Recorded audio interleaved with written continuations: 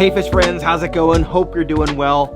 It's time for a fish room tour, the first fish room tour of 2024, and it's been quite a while. So for those of you that don't know me, my name is Zenzo with Tazawa Tanks, and this is my fish room. It's in the basement of my home. Well, kind of basement, we'll talk about that briefly. And I've got a bunch of aquariums down here. The room is insulated. The way that I heat the room is through my dehumidifier, so it makes this room like a constant 70 to 80 degrees. I do have a battery backup in here for power.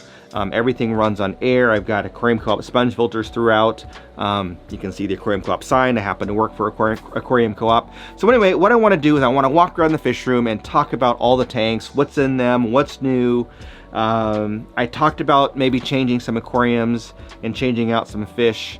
I did a little of that since the last fish room update, but in some I haven't gotten anywhere further, and it's because I've either been too busy or I've changed my mind. So anyway, enough talking. Let's go ahead and grab the camera and walk around the fish room and check it out. Before we go on, I want to pause right here and thank the sponsor of this video. Now, first of all, thank you to all of you for watching. Without you, this channel is nothing. But also, thank you to the sponsor, Into the AM, for making this possible. Now, Into the AM is the company that makes this cool t-shirt. They're actually they make the pants that I'm wearing too. And I love these shirts. They're well fitted. They have these amazing designs. I've got a whole bunch of them, and I pretty much wear them every day. So thank you to Into the AM. Into the AM is a team of artists and creators that formed an apparel company to share a common vision of developing premium apparel that elevates self-expression while focusing on comfort by using the highest quality materials and eco-friendly inks. Into the AM has dozens of cool designs to choose from, covering many categories including t-shirts and tank tops, hoodies and jackets, hats, and even joggers and shorts. Use the link and discount code below to shop at Into the AM and find your clothing piece to express what drives you. So I thought what I would do is start off here in the garage, because this is actually where the fish room starts. So this is my garage, obviously, and this is the door off the back of my garage. So people sometimes wonder, where is my fish room? It's downstairs. It's actually kind of a basement, which we'll see here. It's kind of half underground and half above ground, I guess, because we're in the garage. So we go through this door, and this is the basement. So this is the gym, obviously. It's my home gym, where I sometimes lift weights. And then right here through this door, so I built this wall. So this should all normally be one giant room. And I built this wall here. It's not obviously load bearing, it's just like a divider. It's insulated. And this way I can have temperature controlled. And we go into the fish room. So this is the fish room. And I thought what we'd do is kind of go around and talk about each tank and what's different, what's going on, what's new, what's not new, and hopefully the fish are not hiding too much. So let's go ahead and start. Let's start with this tank here, the 125 Tanganyikan tank.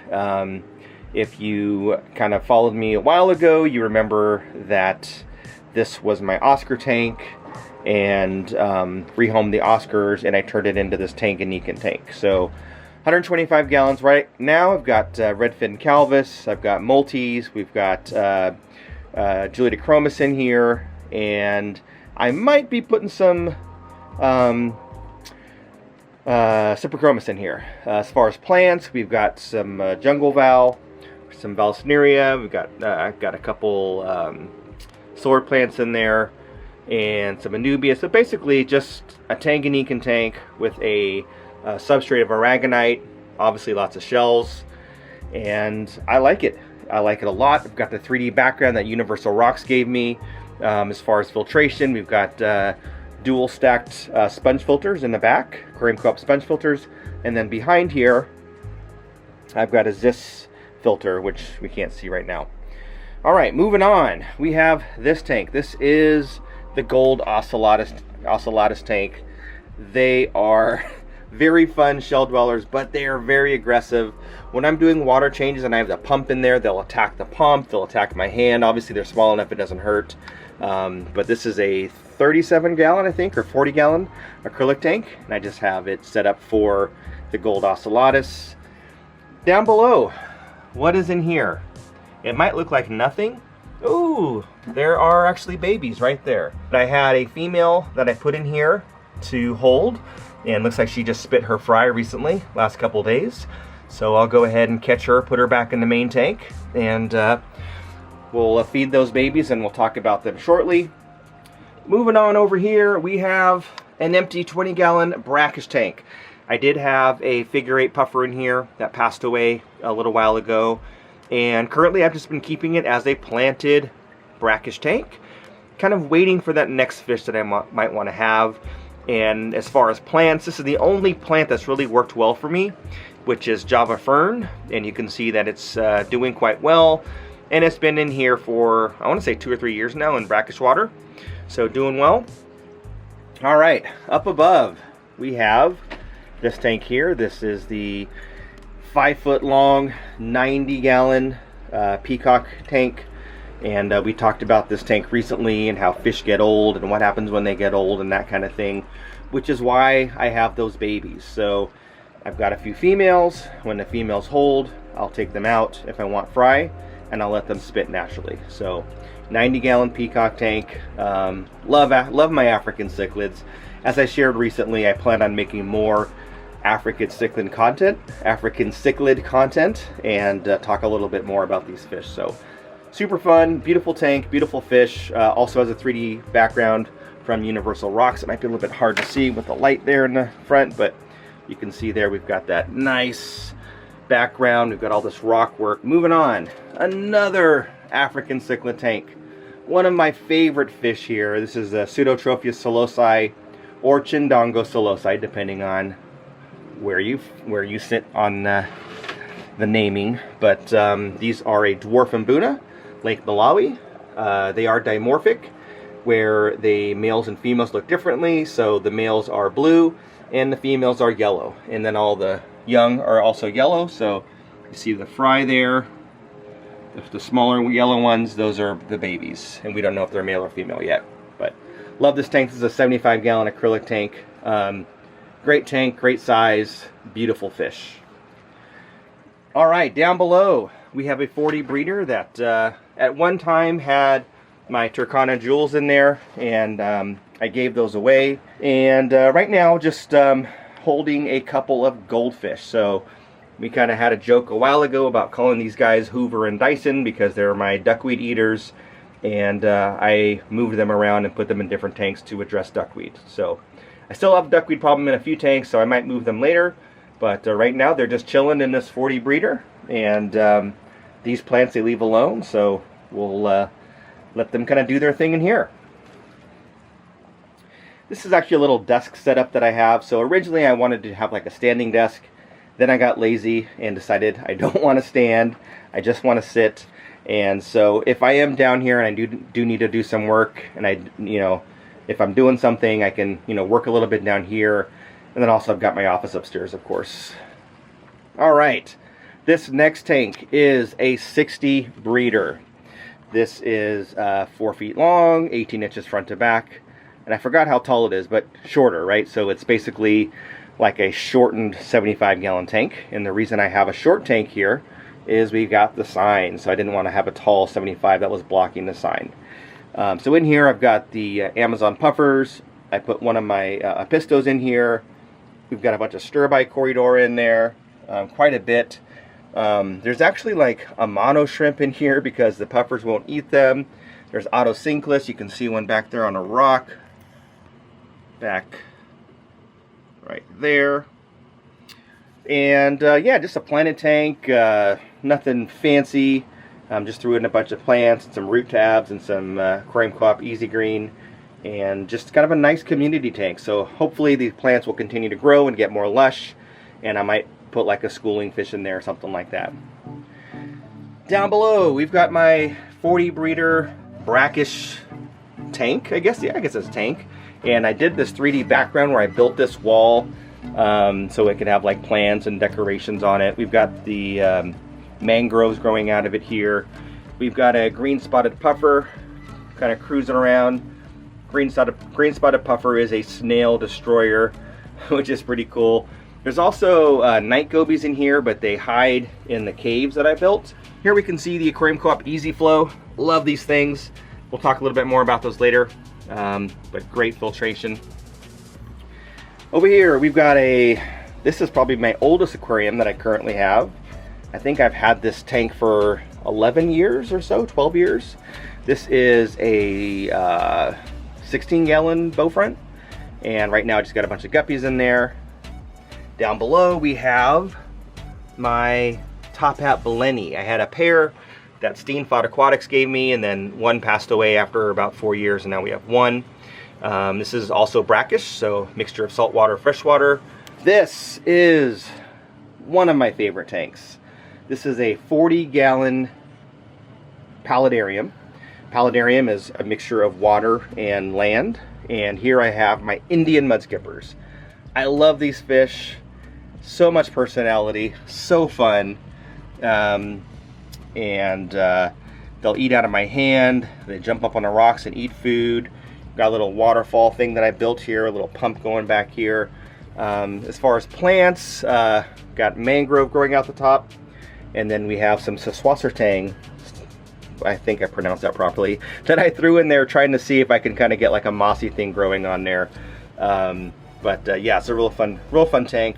There's also some bumblebee gobies in here that tend to live like behind a rock, so I don't see them very often. There's a mono shrimp in here, nearite snails, just a bunch of brackish stuff.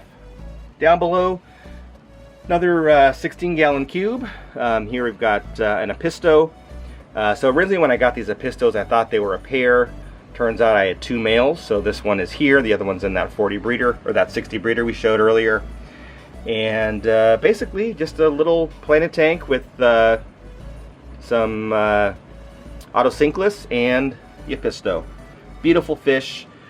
I think I want to do something different with this tank. I haven't decided fully, but more to come on that. Alright, here we've got a 55-gallon tank. That's kind of 3/4 of a tank and a little bit of paludarium.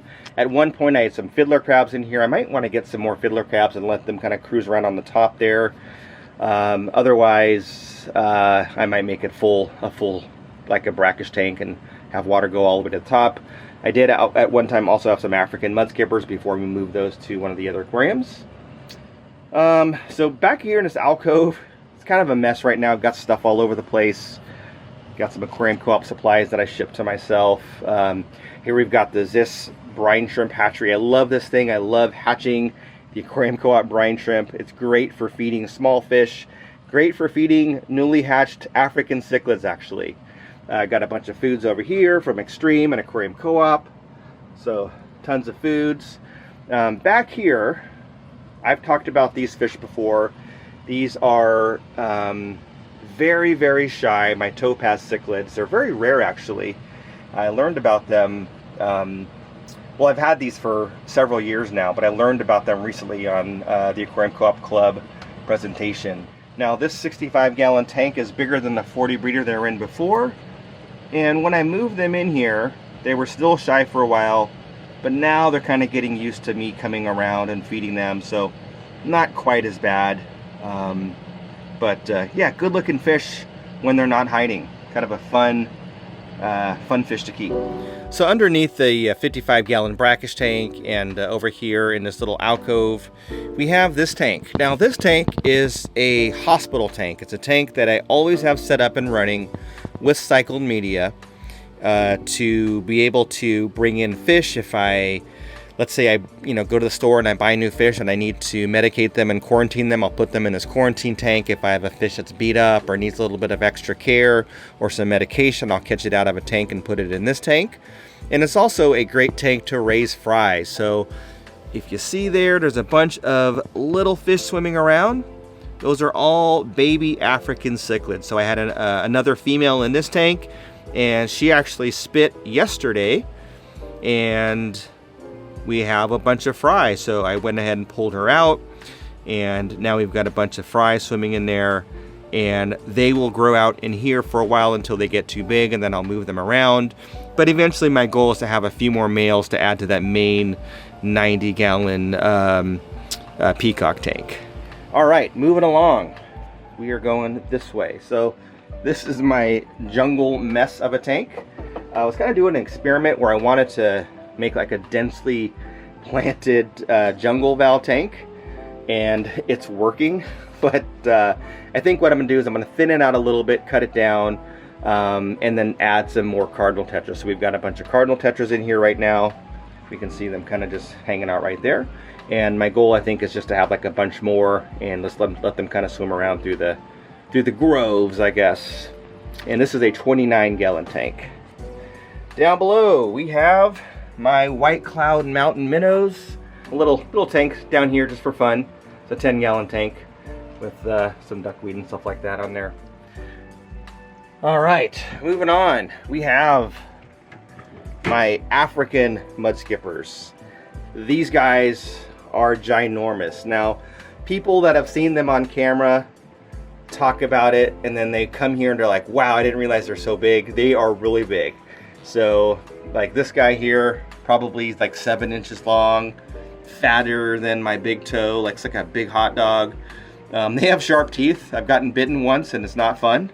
Didn't draw blood, but definitely hurt. And they are also in brackish water. So really interesting fish. They look like amphibians, but they are fish. They actually are part of the goby family, and they can be in and out of the water. So as long as their skin or scales are wet, they're okay. They can actually absorb oxygen through their skin and also through their gills. So a very unique fish that's adapted to be able to live on land and chill out on rocks and stuff like that. All right, down below, this tank has nothing in it. This used to house those topaz cichlids and a bunch of other stuff in the past. And right now I'm just growing some plants, and I'm probably gonna throw some shrimp in there later and do some more plants. But for now, that's a nothing tank. Over here, we have another African cichlid tank, a bunch of my mbuna. I had talked about rehoming all these fish. At my wife's work, there's a giant aquarium with African cichlids. Some of those that came from here, actually. And I was thinking about putting some of them there. But I've kind of had a change of heart. I don't know. I'm not sure what I want to do. Do I want to rehome these? Do I want to keep them? It's a tough one. You know, I kind of want to do some different things with this tank. But I have other empty tanks, and maybe I just keep these guys for a while. Down below here, we have a pair of 5-star generals, and these guys are super, super aggressive. They are a jewel cichlid. This is a 40 breeder as well. Can't really have anything else in there with them, as they will not let those fish have a good time. All right, I mentioned the Aquarium Co-op Easy Flow sponge filter kits here.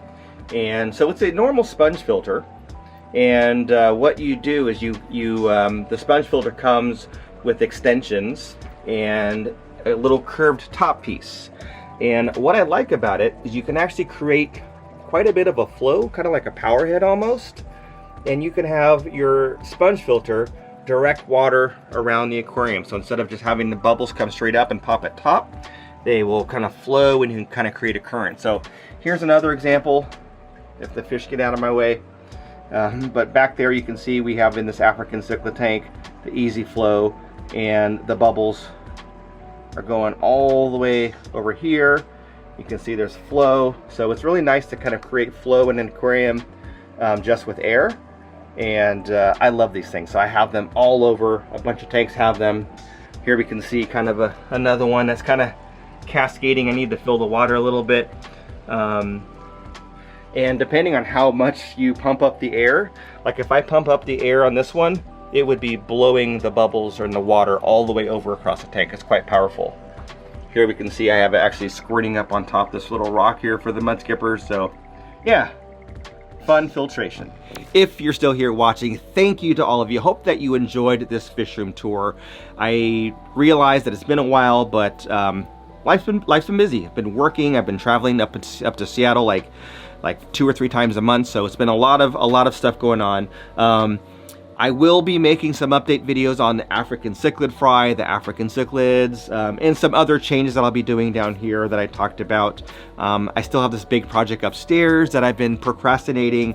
A couple weeks ago, my wife asked me if for 2024 I would finally do this thing, so I said I would. So it will happen sometime in 2024, probably early 2024. So with that, thanks again. If you have any questions about the products that I use in this video, the brine shrimp hatchery, the brine shrimp, I talked about the fertilizers, the fish food, I'll put links to all that down below. So again, thanks for watching. Don't forget to check out Into the AM for your 10% discount and get some cool shirts, and we'll catch you on the next one.